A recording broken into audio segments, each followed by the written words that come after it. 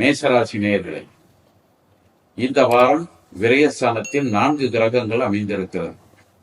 குழந்தைகளுக்கு உள்ள கிரகம், குடும்ப அமைதிக்கு உள்ள கிரகம், அதே நேரத்தில் மனைவியை பற்றி பேசக்கூடிய கிரகம் அல்லது கணவரை பற்றி பேசக்கூடிய கிரகம்.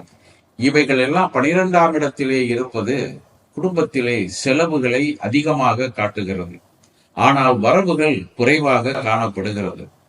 இந்த வரவுகளை நீங்கள் சரியான முறையில் வரவைப்பதற்கு உங்களுடைய தொழிலில் இருந்த போட்டிகள் குறைந்து விட்டனவா, அல்லது அந்த தொழில்கள் மூலமாக உங்களுக்கு ஏதாவது இடையூறுகளை கொடுத்தவர்கள் அமைதியாக இருக்கிறார்களா, இல்லாவிட்டால் நீங்கள் யாருக்காவது கொடுக்க வேண்டிய கடனை சரியான நேரத்தில் கொடுக்காமல் திணறிக் கொண்டு இருக்கிறீர்களா?